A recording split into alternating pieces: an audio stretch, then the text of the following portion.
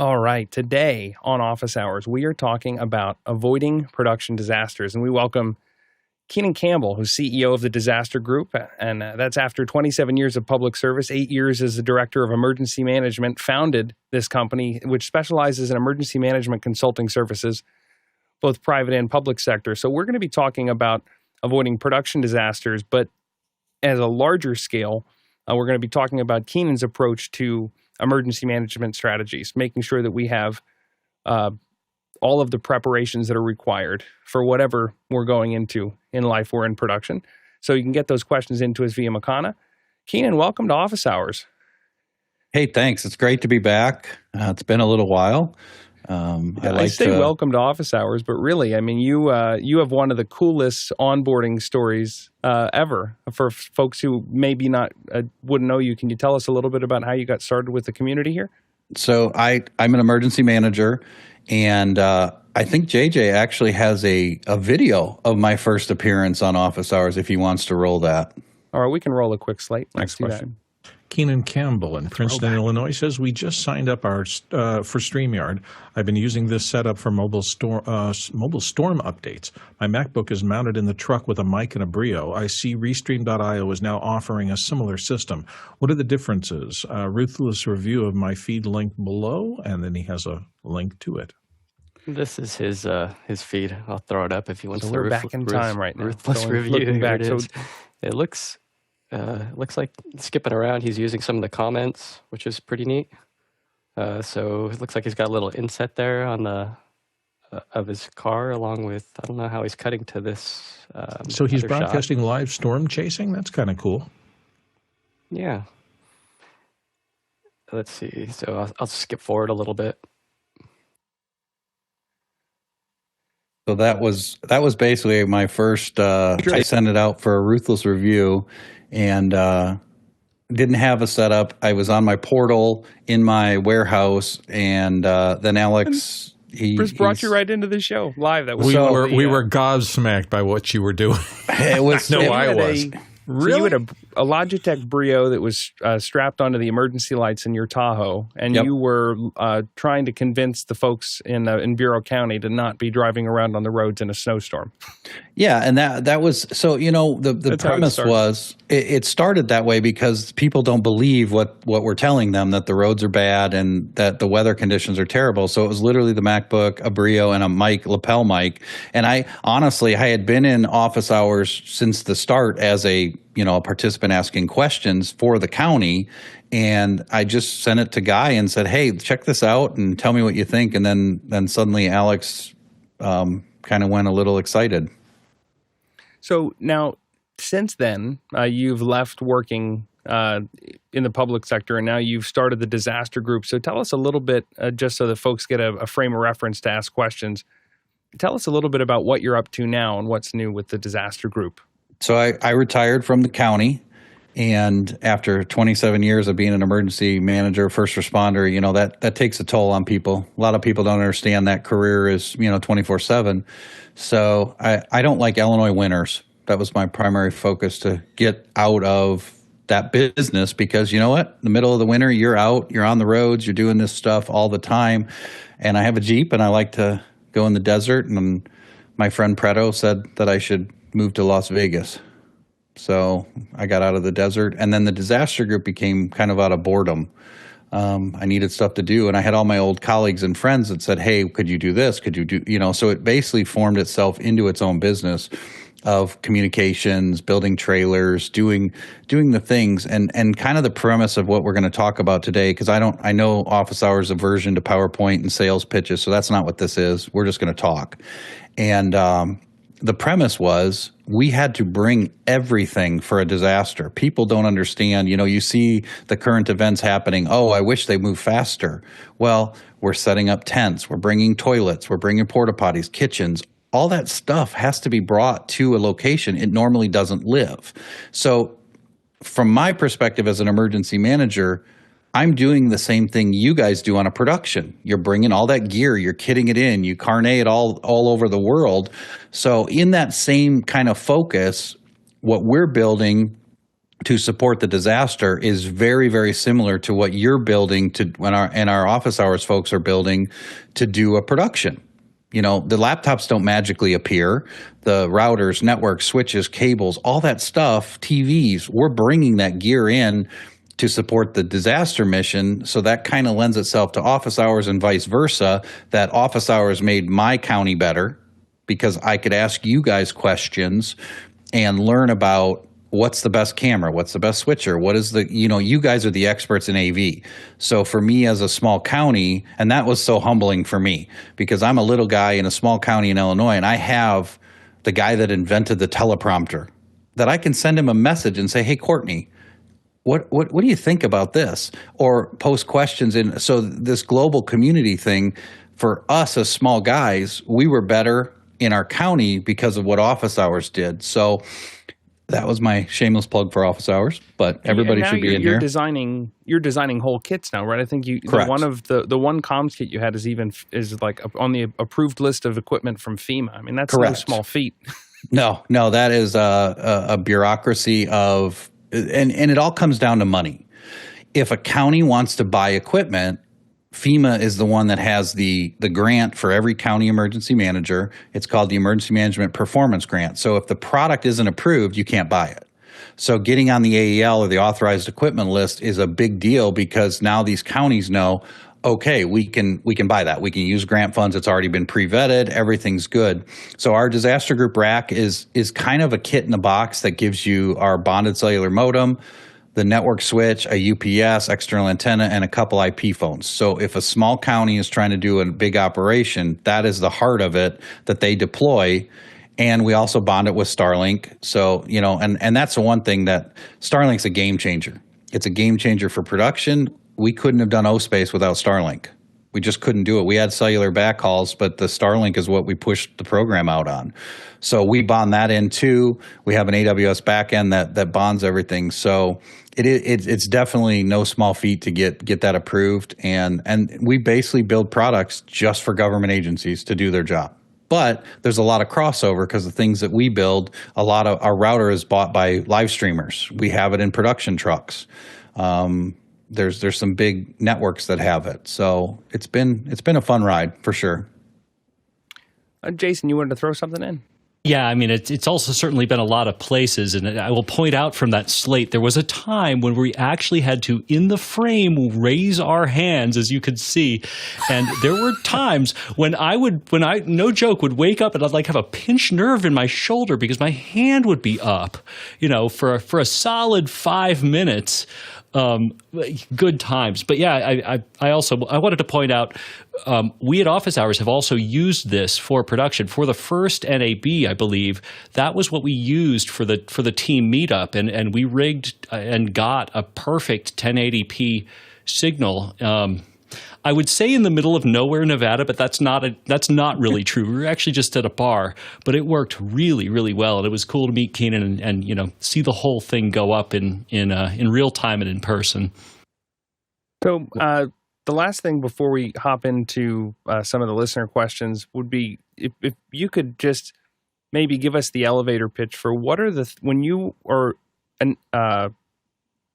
doing an analysis of a situation and trying to come up with a game plan, what are kind of the pillars or the areas that you focus on in that situation? And then hopefully that'll lead to some questions of how can we apply that kind of in the production sense.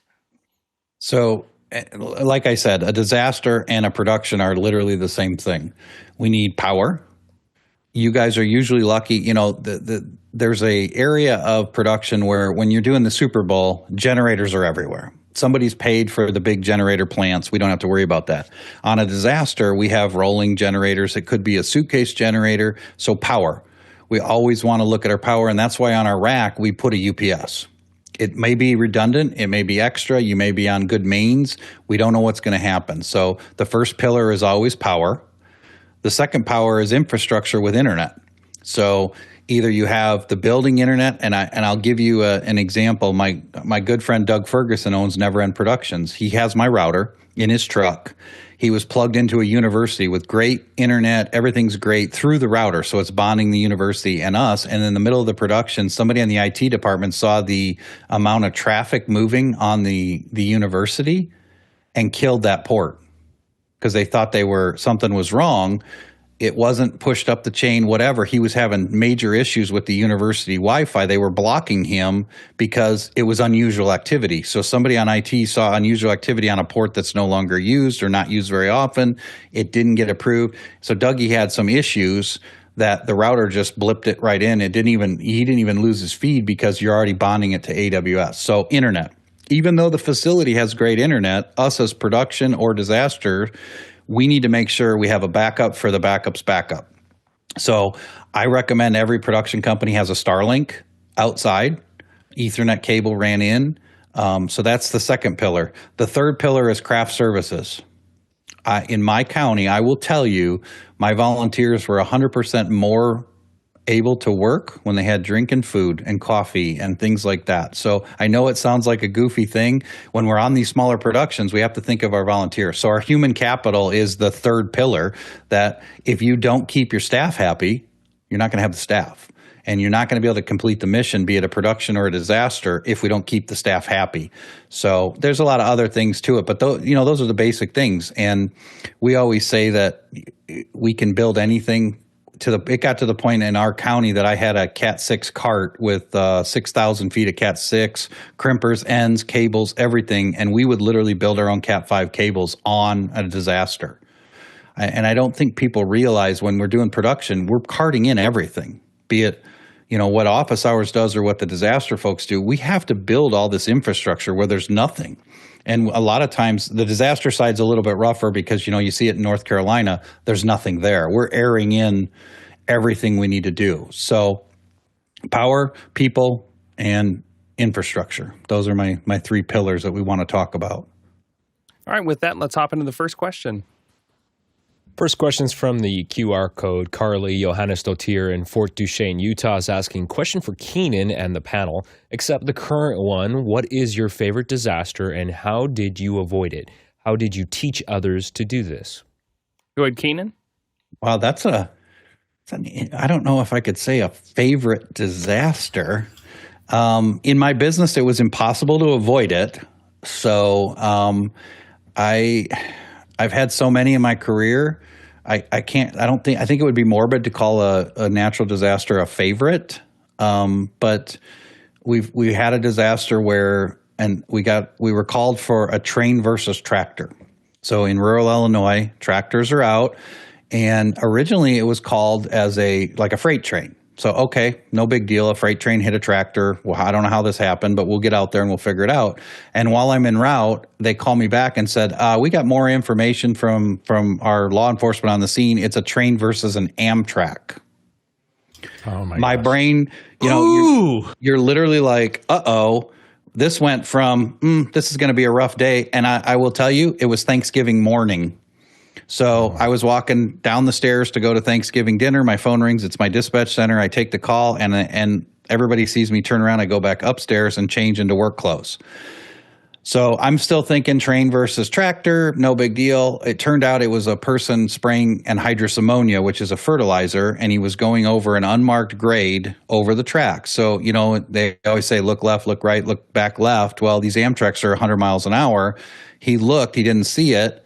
Went to go over with this 200,000-pound tractor, big monster tractor, and the Amtrak hit him right in the middle. Unfortunately, he did pass away. But I had 187 people now injured on an Amtrak train on Thanksgiving morning, all going to Thanksgiving dinner. So the idea of that disaster is it started as, it's just a train. I'm going to deal with a few people, whatever. Then I became 200 people, so now it's a mass casualty incident. We're transporting people via school buses, and it turned into an all-day process. Not to mention we had hazmat, the train's damaged, so we have to figure out how to get these people to hospitals, and that was probably my most challenging one. We've done flooding, tornadoes. There's been so I can't put a favorite on anything that when people's lives are at risk. I don't think that's right, but yeah, that Yeah, was really, kind of. I feel like the favorite part is when everybody got out without any scars, right? Mhm. All of the plans that you had in place, right? The disaster happened, the unexpected happened, but your alternate and your contingency and your emergency plans all came through. And So in that case, they're all my favorite because we write these plans, we implement them, and what we always said in the county, if they don't talk about your disaster after a few months, you did it well. And when I took over in the county, they just told me about these 3 disasters and they kept bringing them up in meetings, and they were years ago. Well, that tells me they weren't handled well because people talk about that bad job, that bad show. You talk about it for months or years, and it never goes away. When you do the disaster well, it goes away. And okay, it was just handled. It's another day. We had a radio tower fall on our dispatch center. They talked about it for a little bit, and then it was like, okay, well, we had cranes. We did this. So the shows that you do well just disappear into the history books. But the ones you do bad, somebody will bring up every time. And that may even be in the production house business. You may not get jobs because that guy remembers how badly you handled that gig. And so obviously in my business, I worked for the county, so I didn't have any say-so in how if they talked about me or not. And I always say I've been misquoted by the media for decades. So no matter, you could give the media something in writing and they'll still misquote it. I don't know how that happens, but yeah.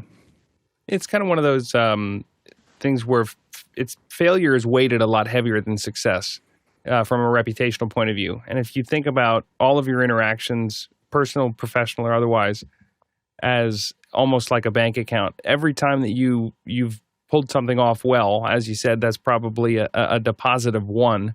But depending on the failure, even a small failure is probably a single failure is probably a withdrawal of 10. And you can bounce that check pretty fast. So you really got to focus on making sure that you are doing what you say you're going to do, and you have integrity, and that people are taken care of, because it is that one failure that can all of a sudden totally turn you on your head. There's people that lose their job because of a failure. I mean, on the production side, on the disaster side, you see that. I always said we weren't political. So an emergency manager is not a political person. People ask me what party we were, and I say we're operations, because we're here to do a job. We don't have any preconceived political notions behind us. And it's the same in production. You're there to work for the client and pull off the best gig. And I do have to note, because Bill's right in the middle of the screen, I don't know how he has more hair now than he did in the video before. I don't know how that's possible. All of us are losing it. The weight went into my hair. I was looking at that going, oh, yeah, I remember those COVID on the couch for 6 months days. That was not healthy for me. I'm sorry. I just had to throw that out there because Bill's right in the middle of my screen.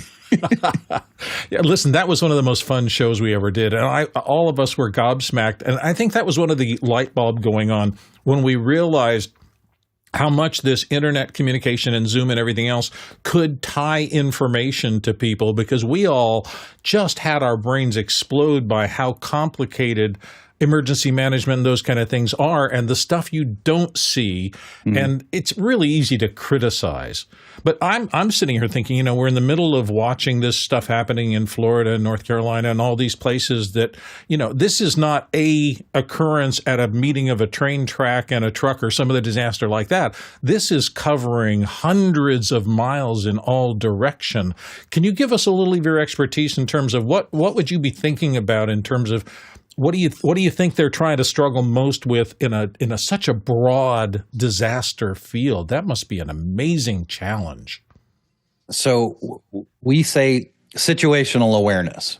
So if I'm the emergency manager, or I'm the TD, or I'm in a lot of these terms, I'm going to use emergency management terms, but they apply to what we do here. It's always what I don't know. The rumor control, people put, and social media, to its credit, is good, but it's an evil, because some person sees one thing and it goes viral. And now I'm a guy going, where did that come from? Wait, we never said that. We never, that's a big issue, because the rumor control is everybody has TikTok and Instagram and Facebook. And sadly, somebody posts something on there and it becomes gospel. It's not fact checked. Nobody's looked at it to say, is this real? Is this a real story, or is this a conspiracy theory? And I always say I take conspiracy theories with a grain of salt, and I have a quote that I'll have to pull it up because it's that good. Let me grab my quotes. But when you're looking at this, the other problem is you see these rural communities. They're very self-sufficient. These people live in the mountains and the hills and the hollers of North Carolina because they don't want to be around us. So when we start coming in there, they don't want us there. And they're not bad people. It's not anything nefarious. They want to be left alone. And it's hard when the communication networks in most of America is rural. There's pockets, obviously, of metro areas where those people, we don't know what's going to happen if a disaster strikes. The quote that I heard was, "Never subscribe to a conspiracy, that which can be explained through incompetence." Okay, so sometimes it's not evil they're trying to miscommunicate. They just don't know what they're getting it wrong. Yeah, they're just getting it wrong. I've got it wrong in my career, and I've laid on that sword and said, you know what, we'll do better next time. We'll change the plan. This didn't work the way, and we're doing a constant revision. So every disaster that we dealt with, I did an after action review, an AAR. We wrote an AAR even if it went great. There was an AAR that said, okay, who did this? Who did that? Okay, what worked? What worked well? Do we keep that plan? What didn't work so good? And what is our corrective action? How are we going to get us past that next time? So throughout my career, it was this constant cycle. And if you're doing productions, an AAR is a great tool because it's not a finger point. It's not even if it went terribly wrong, it's a way to document and show how long will it take us to fix it? Do we need resources? Okay, I didn't have enough of X, Y, or Z. So how do I fix that? And a lot of us work for companies. How do we justify that to management that I need you to spend this money but with a nice AAR document, you look at that and you say, okay, if I got this product, it would take this, this, and this off the list for next time. So it takes our expertise and it kind of formalizes it. So when we wrote AARs, they were always critical. I remember my very first AAR, and this was open to everybody. They could all put in their concerns, comments, and tell me. And the number one thing in the AAR was, could we please not eat pizza anymore? Because in a disaster, cold pizza is the worst. Or could we have coffee at 2 a.m.? How do we get a coffee maker that we can take with us? So I literally had a Keurig in my County Tahoe that I would brew coffee out of the back of the truck. That was on an AAR. Somebody said, hey, we're out here at 2 a.m. It's cold. Could we get a cup of coffee? So it goes back to take care of your crew. If a guy likes a certain granola bar, he may put it on the AR and it gets very granular. But when you look at that, their big concerns on the production are, they want to eat, they want to drink. If somebody's hungry, they get hangry. It may be as simple as leaving a Snickers. So that's how we've always tried to strive for it. And I would implore all the production companies to do an AAR. Write down everything, document it firsthand, what you saw, and then build upon fixing that problem. Because it's a great cost justification too. Yeah, a lot of times we refer to that in here as what's our RFI? What are our RFIs for today? Things that we could have done better, room for improvement. And I even have taken that into business when we do a big project like an inventory count or something like that. And say, okay, write these things down as they're happening because the memory's unreliable by the time we get to the other side of this, but just have a note in your phone. Jason, you had one more thing to chime in?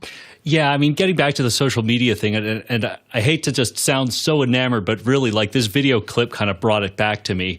One of the things that we liked so very much about what you had decided to do about social media just kind of going off the rails was broadcasting live on Facebook to actually show the state of the roads at the time, irrefutable proof of no hearsay. And it was just, and what you were doing it with in the beginning was just astounding. And it worked pretty well. Like, you had a switcher that was, switching, and Guy couldn't even figure out how it was happening. It was very cool. Well, anytime you can stump Alex, I think is a win.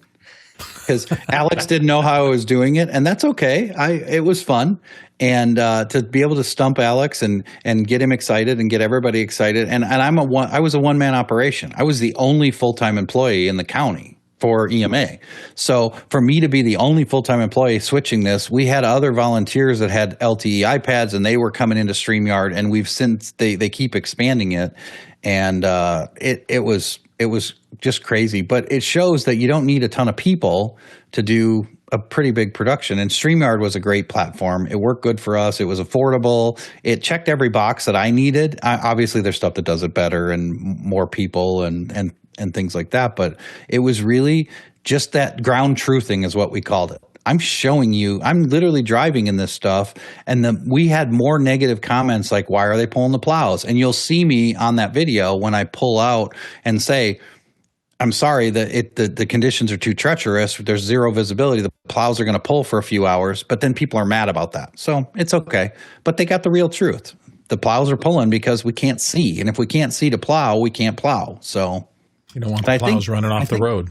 And JJ has a couple more bits of that if you want to, CJ, if you want to let him play that. We might hop back into that. Yeah, that's fine. But why don't we hop back into some questions for now? Go ahead, Alexander, with Chester's.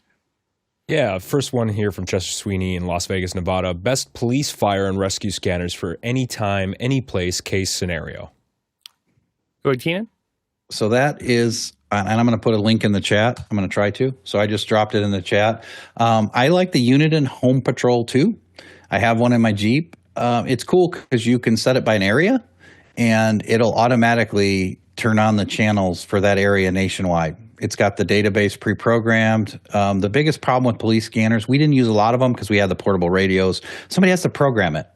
So when you're trying to do a production and you need a good scanner, the Home Patrol, it's a little pricey, but they work really well. They have all the data programmed in, the names, everything, and you literally tell it your zip code and what radius. And I believe you can even do a GPS now, and it'll automatically update. So if you're traveling around the country, you can do that. Like I said, little pricey, but it's not a bad unit, and that's what I would recommend. And I have one of them. Next question. This one's from me. For a home studio, can you recommend a good battery-powered generator? How would I implement automatic failover to my power or to power my condo in case of failure? I also have UPS units for my electronics. Okay, so don't chastise me.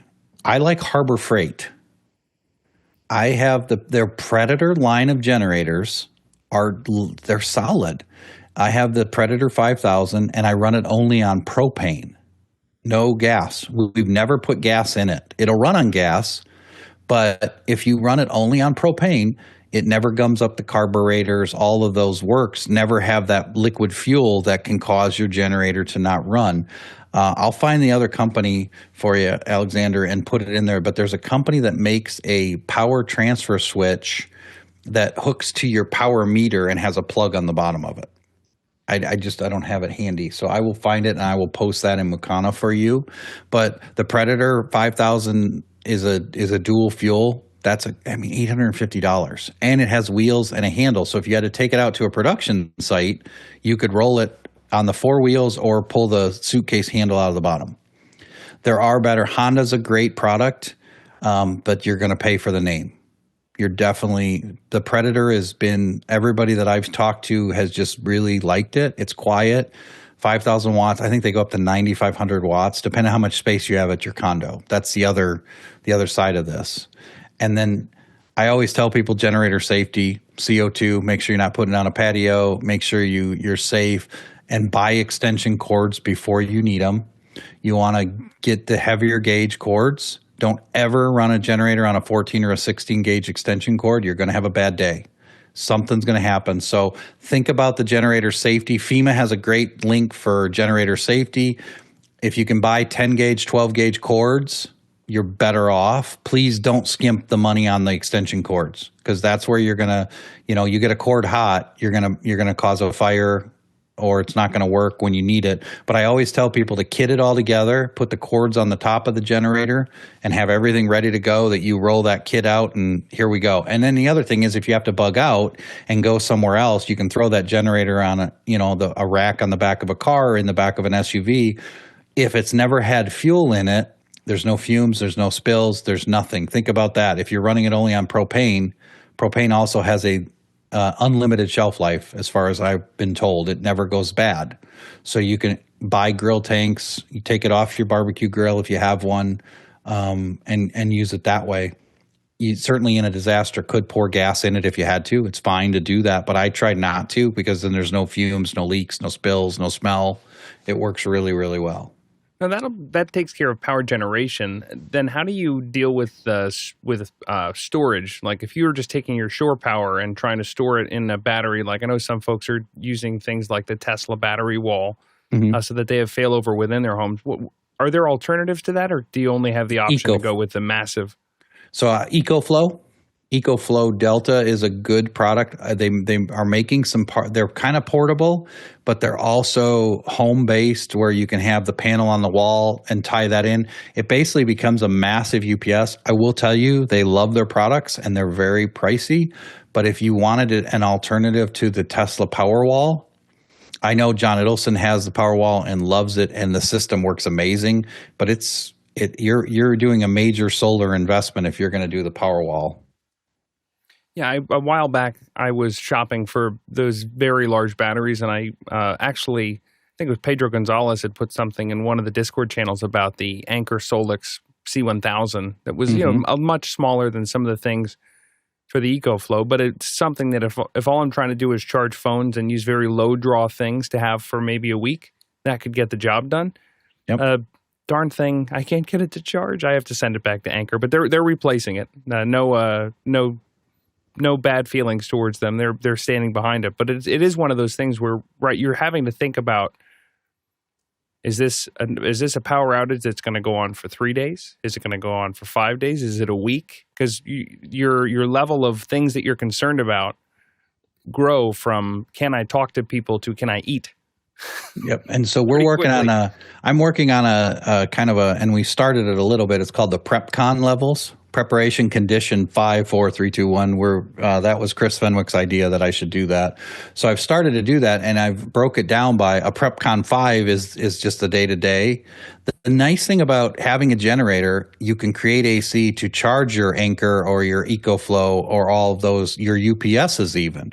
So you could still plug in. I did post in panel chat the Global Power Products transfer switch that actually just goes in line with your power meter.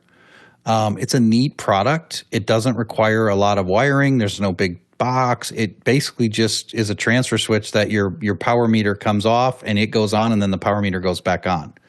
So for people in condos and apartments where you can't be adding a transfer switch and wiring to the panel and doing all that stuff, this may be an option. I'm sorry, I'm putting it into, I just realized I'm doing it in panel view. So if somebody, CJ, that's right, we're moving it over. Okay. Yeah. Sorry. I just want to make sure the community sees these links. I realize I'm putting it in the wrong box. But that's a neat idea, especially apartment livers. It has a plug on the bottom. You plug your generator in, and they're really neat, and you can take it with you. I will caution you, you do have to pay an electrician to come and plug it in, because you're dealing with high voltage, dangerous power. Make sure you do that the right way. Don't handyman it. Make sure you do that. But that's an option. Just remember, power is power. So if we have a generator, run extension cords to your UPS and your refrigerator and things like that. You don't need the fancy transfer switch just to keep your operations moving. So, next question. Another one from Chester Sweeney in Las Vegas, Nevada. Who makes the most reliable solar panels for portable power stations? Go ahead, Kenan. So I like Renogy. They're a good company. They're based in California, and I put that link in there for you. So this is the one that I use in my truck. They stand behind their product. I know they're starting to get into this bifacial, where both sides of the panel can take sunlight. I'm not sure if that's worth the investment yet, But Renogy's been a good company. I've bought a lot of their products over the years, and they make the big panels for your house as well as portable suitcase all the way down to portable power stations. The biggest thing is just to make sure some of the Chinese stuff I don't like, because think about a solar panel is taking, the sunlight, making energy, and it has to shunt it somewhere. So if it's a cheap, low quality Amazon no-name company, could that be a fire risk? If the sun in the desert out here is beating down on that solar panel and it has nowhere to shunt, or the circuitry inside the solar panel is not that good, you could in fact have a fire. So just be cautious of what you purchase. But Renogy's been a good company, and there's others out there. Geniverse is a good company. And if you look at who makes the battery pack, they probably have a solar panel that complements it. I know Blue Yeti does. Most of the companies have their own solar panel. And what is the typical wattage kind of input to come from those? I've seen some will say I do 100 watts, or I do 400 watts, or 600 watts. Is there a watt per square inch that's kind of telling us, okay, this is a good quality, or this is a good value? What's normal? If you can get 100 watts per panel, so the one that I posted in chat is each panel is 100 watts. So if you can get a small panel that's 100, that says 400, but you have to realize the efficiencies of solar panels are barely 20, 30%. So their wattage numbers are not, it's kind of a scam in the industry, because they never get to that. I have a 200 watt panel and I might see 120 watts on a good day, and I'm in the desert with no clouds, no sun, or nothing shading it. So I always tell people to build it, that they're 20%. So if you need 1,000 watts, you need 10,000 watts of panels to really get to where you need to be. And that's where the big grid tie systems, you see them out in the desert, the panels are everywhere. And kind of from a reliability perspective, we've often said around office hours that you want to build so that all of your systems are running at somewhere around 40%. And if they get over 60, you should be nervous. Yes. Because you've got to assume that some things like the solar panels might be oversold in terms of their capabilities, and a lot of things aren't going to perform well if you push them right up to the edge. So you got to build in that cushion. Call it you build in that time margin or capacity margin, so that when all of a sudden the unexpected does hit and you're over the hump, or you go over the edge, that you're ready for it. Next question. Sorry, go ahead, Keenan. No, I was just going to say that we always built to 150% capacity. We always built it that way, no matter what we were, be it generators, battery power, anything. We always said, okay, we're building to 150% of our capacity. So we always tried to have that headroom. Next question.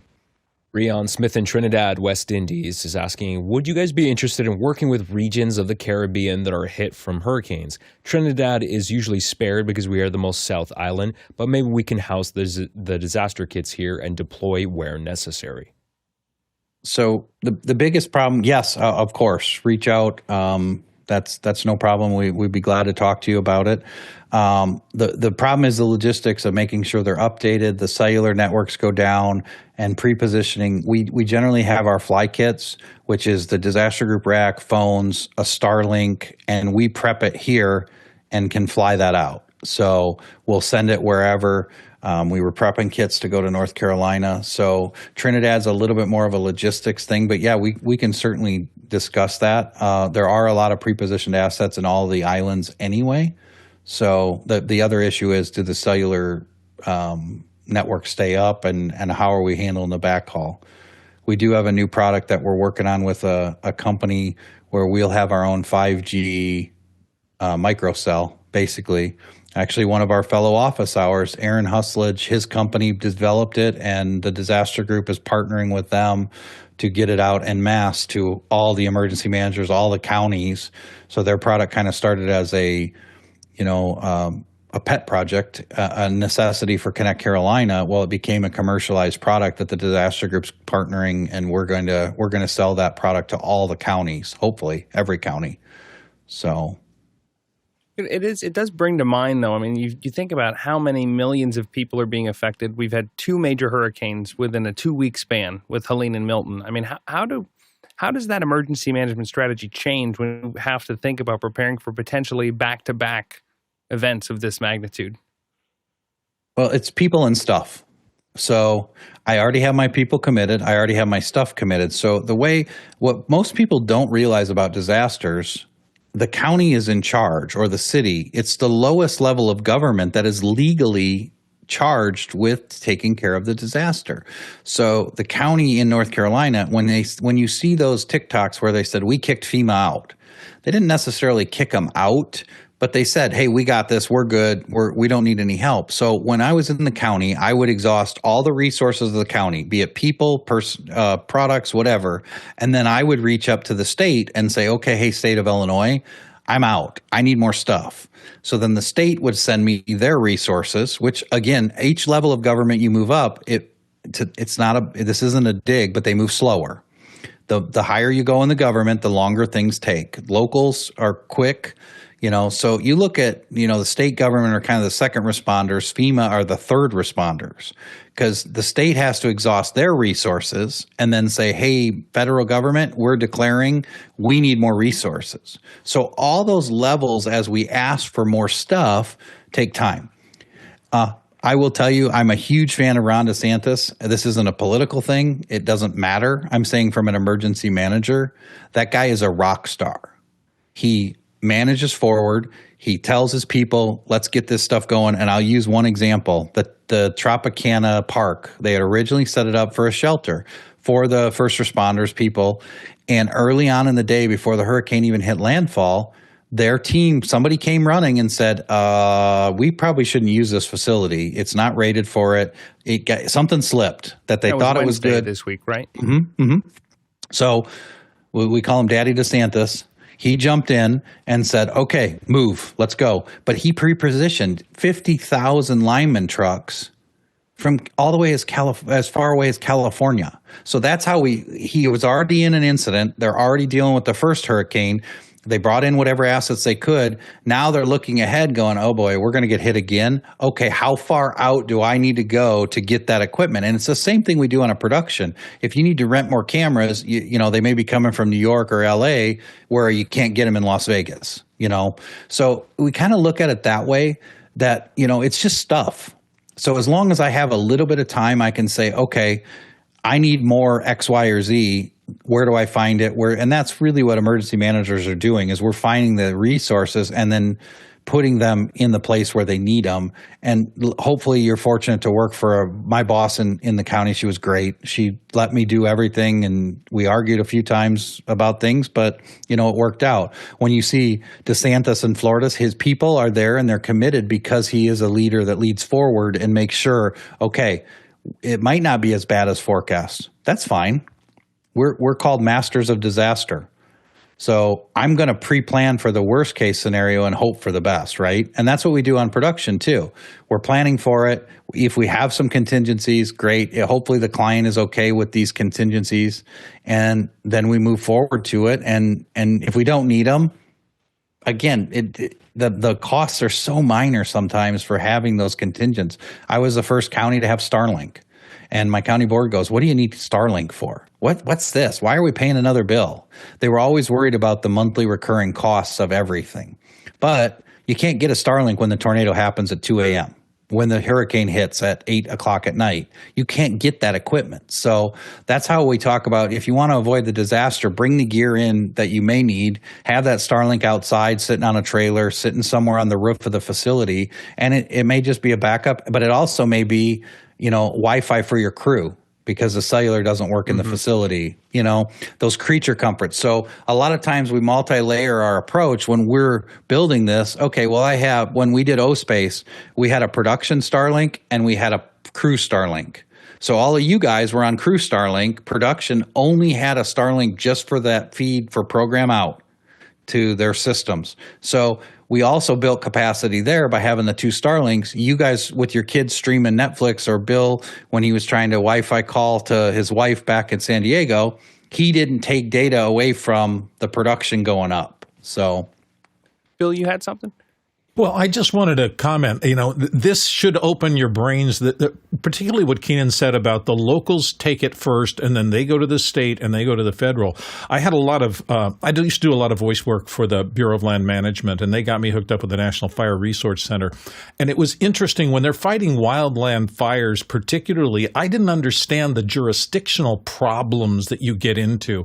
I'll never forget, I had to voice a whole thing about if you're in a state kitchen for your crew and the fire goes across the state line, you have to shut down that kitchen and bring in a federally licensed food operation because they have to have the insurance that covers across state lines on a federal contract. You never think about these tiny things, and that's the 10,000 things that someone like Kenan or a director who's handling, in this case, the fire boss who's trying to fight a fire, that doesn't respect any boundaries.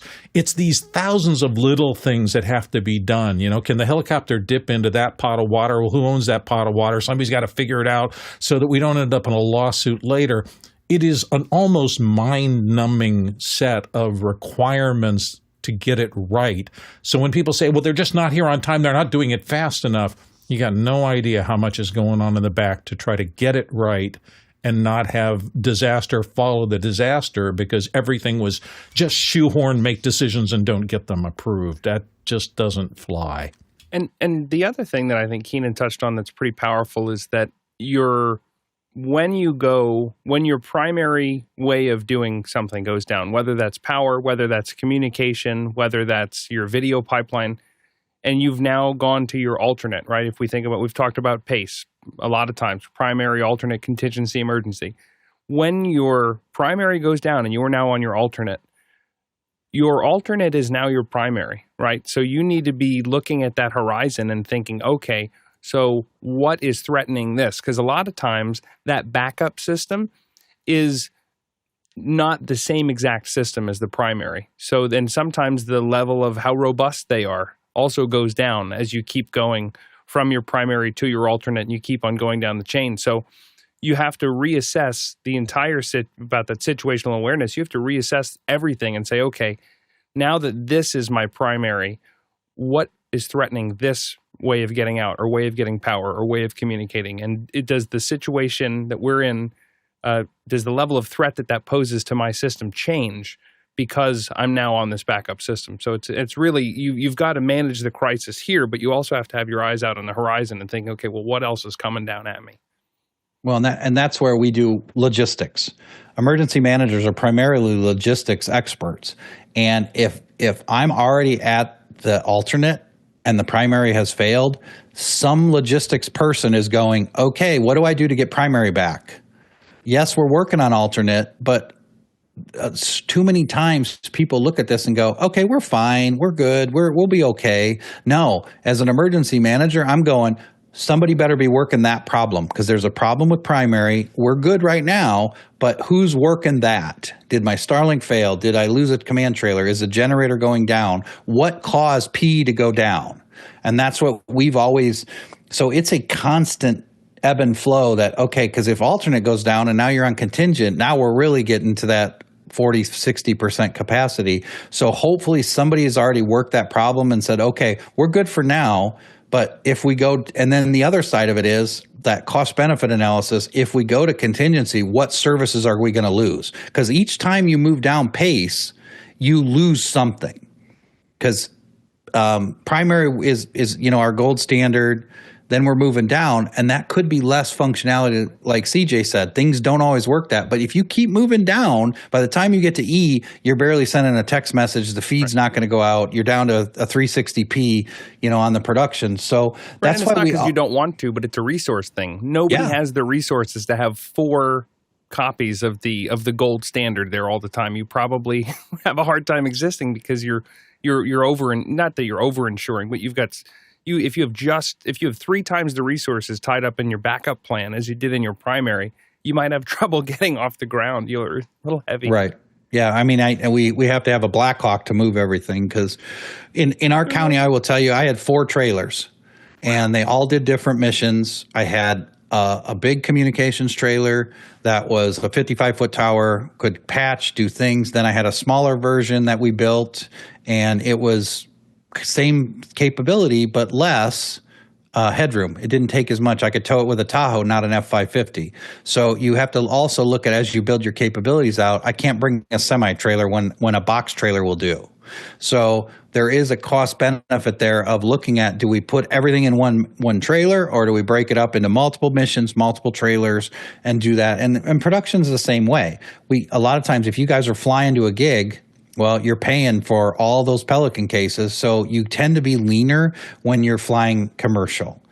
If you're driving, rent the Penske truck, throw the video wall in, do whatever. We had a trailer that actually had an 80-inch touchscreen monitor on a cart in a trailer that we would set an emergency operations center up. So that trailer was dedicated, okay, I have laptops, phones, printers, paper, toner. A lot of people don't realize the supply side of the house. You would be really surprised how many people don't have extra toner for their printers, extra paper for their printers, because they assume, I'll get there and that company will have it. I've pulled into counties that they say, hey, we got one ream of paper left, and I have 2 cases in the trailer outside. We have backup toner. We bought every printer the same. And your printing budget just went through the roof because all of a sudden, hey, guess what? We've got to print a lot of papers now. So let's go to the next question. Okay. Kyle Hammond in Chicago, Illinois is asking, what are the panel's favorite methods to create and maintain checklists, to possibly avoid disasters? Yeah, I think for a lot of us, it's not only what's the best way to create something, but also how do you maintain it and make sure that everybody's on the same page? Because there being any sort of miscommunication or misalignment in people's expectations and what they're expected to do and what they need to go and get is going to all of a sudden have 2 people going off. The longer that they don't communicate, the longer they're moving in opposite directions. Go ahead, Bill. Well, actually, I know Kenan raised his hand. I'd rather hear from him. But really quickly for me, I adore checklists since I read an article by a guy named Atul Gawande, who was a really smart writer. And he was talking about it in hospitals, how in surgery checklists can make the difference between life and death. I mean, a checklist is a brilliant, simple tool. There are checklists built into the Notepad and Mac, and I live and die by those. I have lots of different checklists. It works beautifully. They're probably commercial things, and I'd rather hear from Kenan because he's on the ground more than I am. You go ahead, sir. This goes back to what do you have? And I have a MacBook. But am I going to have internet, Bill? Because we talked about Google Drive and Understood. So we build checklists in Word, Excel, whatever you want, and then we print them. And in every command case, and this applies for production, in your binder, the paper checklists go right in there. Electronic may work. You may be good, but we always keep a paper printed backup and pens, because you got to have pens. People don't bring their own pens. So think about that. When we do a ton of checklists, everything was a checklist. Okay. It got to the point where the guys were like, they would just sign the bottom of the checklist. And I knew that they were so good that everything above it was checked. They would just physically sign it. And you get to a point, you've seen it when you have that right production crew. You know the guy, if he tells you, hey, Jason's going to do this X, Y, and Z. I know Jason and he's good to go. He did it. And he signed off saying he did it. I don't need all that paperwork. But it is a great way when we do laying the shows out. Google Drive is what I recommend because that pre-event collaboration, you can Google Drive it, you can save it to a PDF, bring it down to your computer, have a hard copy to print. But there can be some collaboration. We just have to always plan that we're never going to have internet. We're not going to have a laptop. An EMP happened. God forbid, that hits.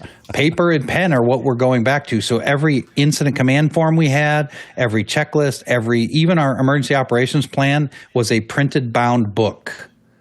Every agency in my county got a printed bound book of the EOP, the emergency operations plan. They did get it electronically, but there was a paper book that they could reference to. So there was and it had context for the public information off. Everything they needed to run the county was in that book. And we printed 65 copies and distributed them to everybody that needed one. So I hopped into this because we were just talking about printers, and I'm thinking to myself, looking at checklists, I'm like, yes, and this is why we need printers, because we need hard copies. Yep. Yep. So Google Drive, free templates. I guess that's the short answer, Kyle. I'm sorry we all go long sometimes. Well, and the other thing is, it's not just for your production, but it's also for your business. I mean, I know we have a meeting twice a year, sometimes quarterly, where we all of the leaders in our business get together and review the disaster recovery plan, and we say, okay, what happens if this building doesn't exist anymore? There's a fire, there's a flood, there's some other disaster, and if you haven't sat down and thought about it in a calm environment, you're not going to make the best decisions in a stressed one. Well, and that's where you'll hear continuity of government, continuity of operations. Those are things that, I mean, and I hate to be the doom and gloom guy, but you have to think about it, and you have to stress yourselves to say, what if we lose all this? Where is my business going to function? How am I going to set up? We had to write continuity of government plans that the courthouse is gone. What do we do? How do I move people? How do I do staff plans? How do I do physical security plans? How do I bring infrastructure? So all of that stuff is what we do in government is the same that we do in commercial. It's the same idea.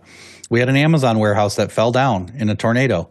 And unfortunately, a lot of people were trapped. They had to redo their plans. They met with us and said, okay, how do we prevent these people from getting crushed by the walls falling down? Because most warehouses are concrete walls and things like that. So they were really good with their risk management folks to come with us and determine, what's the worst case. And I hate to be doom and gloom, but you have to be. When we're in our business, we have to look at everything's gone. What do we do? Next question. Next one's from Douglas Carmichael. For large or outdoor events, are there specific protocols for working with public safety agencies? Go ahead, Kenan. So, Douglas, every large event that I hosted in my county, we wrote an incident action plan, an IAP. That goes for every incident, but we would pre-plan. We would meet with the stakeholders. Every county emergency manager had to sign off on the plan, as well as the promoters, whoever's in charge of that venue. Somebody writes a plan.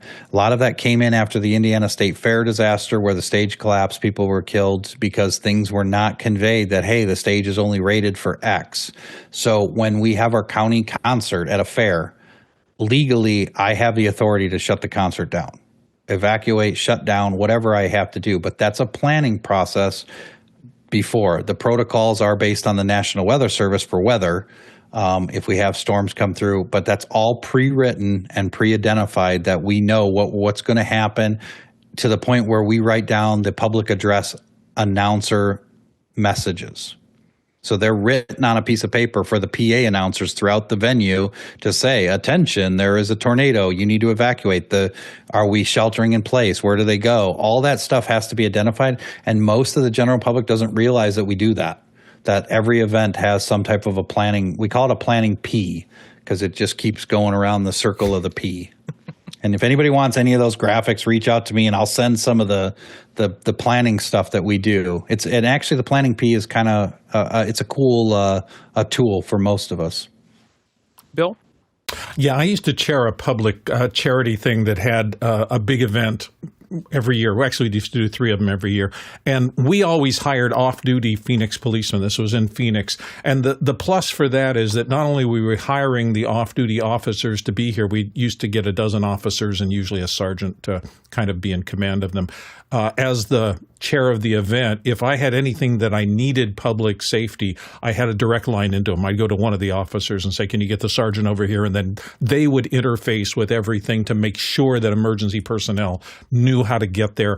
We didn't do it ourselves. We always made sure that was an easy line item to approve.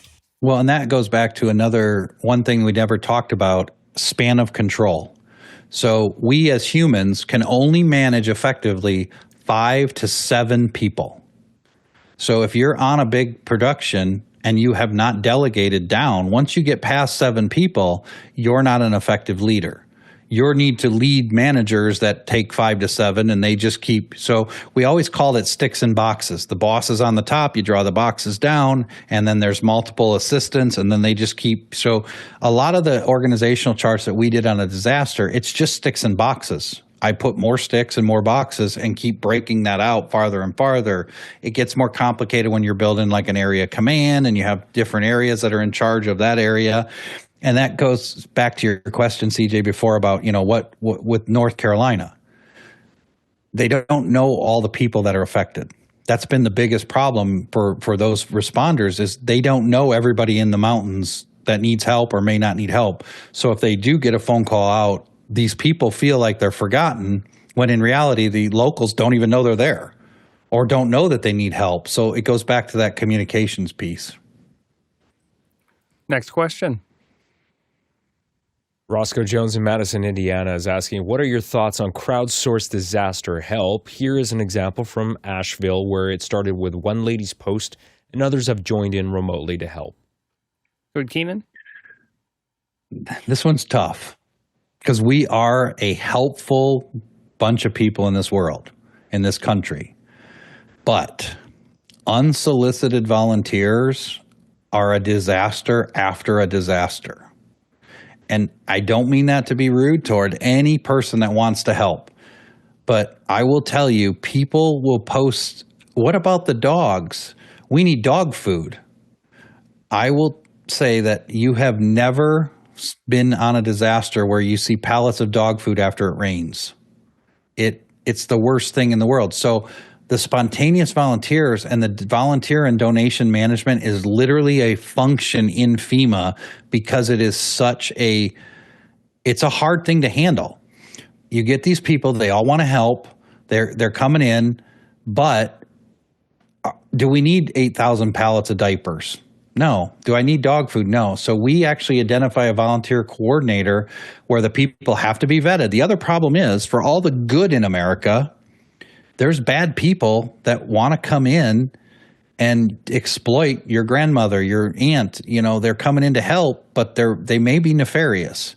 So in our county, we had a wristband system. It was kind of like the beer garden wristbands, except it had a QR code. We'd scan your driver's license. We'd scan everything about you, take your picture, and then give you a wristband that said volunteer. So we're not vetting you. We're not running a background check. But if something happens, we know who you were. We did that with contractors because these fly-by-night contractors come in and they cause damage. So, Roscoe, I wish it was easier to say yes, but sometimes those people actually cause more harm than good. They create multiple GoFundMes, so then now the public doesn't know which ones are legit. The best thing I've ever done was find a foundation and have them set up a 501c3 and manage it for the county, for the agency. And you saw that in Florida. They have their own website. It's already set up. They distribute millions of dollars. And then the governor is saying, if you want to donate, here's where you go. These groups that set it up, it was the same with the pilots, the amateur pilots that came in.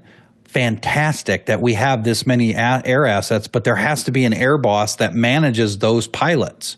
The FAA can't manage that airspace. They don't know where they're going, who's telling the pilots where they need to drop things. And we see some of the news stories where Elon was told they don't know where to take his Starlinks because that's true. Nobody knows how to connect A to B to say, oh, well, this lady in Asheville is saying they need Starlinks at these addresses, but we don't have so the spontaneous volunteers are a blessing and a curse all at the same time. And we need them, but I wish there was a better answer. And then you're involved somehow with sending some of the gear out to the affected areas from the hurricanes. Is that correct? Or were you taking donations to send gear out there? Mm-mm. No? So you're just... So you're involved just from a consulting and from a gear perspective? Yeah. Aaron Huslage's company, he is part of Connect Carolina. So okay. He's doing that fundraising. We're a partner of theirs, and we're going to actually buy the products they created and sell those to our customers and help them with some of the development. So we partnered because of office hours. Aaron and I are friends. I saw what he was doing and I said, this fits my mission with our counties. Let's partner, and that'll help give him financial resources to push the product out and more commercialize it because it's something that hasn't been done. So Aaron they're just going crazy, putting out 5G. It's a server, a Starlink, and a 5G data radio that creates its own cell tower. Wow. they're rock stars. So I partnered with him and said, I want to sell this for you. The disaster group wants to get this out to governments and have everybody have this product. So we're trying to help his company. And then he's part of the Connect Carolina nonprofit that's doing these units. It's just a great cause. We try to partner with companies that are like-minded. And obviously, if you're in office hours, you're our friends, so we always try to bring our friends together and help them in any way we can, and vice versa. It's been a great ride for all these years. It really is incredible to think that it came. Well, not even 4 years ago, we were raise your hand and come onto the panel, and from showing us your truck to now, it's blossomed to something really incredible. Kenan, how can people find out more about you or get in touch? So the disastergroup.us. So disastergroup.us. You can send me an email on there. All the products we offer. I didn't want this to be a sales pitch, so we primarily sell to government anyway. But if you're interested in any of the products, we do have a situational awareness dashboard that we rolled out for Hurricane Milton. We partnered with Jonas and John Barker, helped us build that. So now we're pushing dashboards worldwide using John's back end and our front end, and it's really been another cool collaboration. We're all partners, and certain things that I market are because of our friends on office hours and vice versa. So, yeah, and if you want to roll that last clip, we can end on that, I guess. Kenan, thank you so much. There's a big business here, because it's really compelling, Kenan. That's why I brought you on. I don't usually do this, but I was like, oh, I need to see how he's doing this. This is really interesting. Yeah, go ahead. And I will say, it goes back to you guys, because you talk about the kit model. You're right. This could be something where counties get sent a kit for X many vehicles, and then somebody runs the production from StreamYard or Restream or something like that. I'm the director, so I'm the boss here, and my guys work for me. Really incredible. And 3 years later, that's how it was. It feels like a world ago. Kenan, thank you so much. Thanks, guys. Appreciate it. And that'll wrap up our Avoiding Production Disasters. Special thanks to Kenan for sharing his life experience and expertise. It makes all of us better. And also thank you to the panel for being here in the first and the second hours. Your time and expertise also enriches everyone. Thank you to the back-end crew. It's a small village, lights up every day, all over the world, makes the show run. Our volunteers get to work all the time, keeping us organized, making the show possible, making us look and sound good. We appreciate you. And finally, thank you to the producers for asking your great questions. It's a short show without you. When I started today, I was like, man, I could talk to Kenan for hours. I'm going to have to figure out how to get questions in here because I'm having so much fun. But your questions really help take it to another level. And we appreciate you. If you like what we're doing here at Office Hours, consider supporting us at officehours.global/donate. The Tlaloc Traversal today, 43,000 miles. That's 69,000 kilometers and 342 million bananas for scale. All right, we'll see you in After Hours. Very cool show. Kenan, that was awesome. Thank you so much. Well, and we were trying to I don't want it to be PowerPoint, and it's more fun just to talk. It was fun. No, I totally agree. That was great. Yeah. We're just trying to make it a lot of fun. You're just reminding me that I need to make sure I treat the gasoline in my generator upstairs and get this darn anchor battery returned. See? Exactly. Should have went propane. It was that $600 for my police scanner. Yeah. Hey, I'll tell you, you can buy the Home Patrol 1 on eBay, and it does the same thing. It's just not as expensive. But I didn't want to post that. I wanted to just give it out that here's the current model. But I have the Home Patrol 1. You already spent my money with your PrepCon stuff. I was on there this last night getting ready, and I was like, ooh, I wanted one of those. Did you? Oh, so you were on my website with the PrepCon? Yeah. That's so cool. Yeah, and we're still going to keep adding to that. That's kind of the public thing. And then Fenwick had me do the level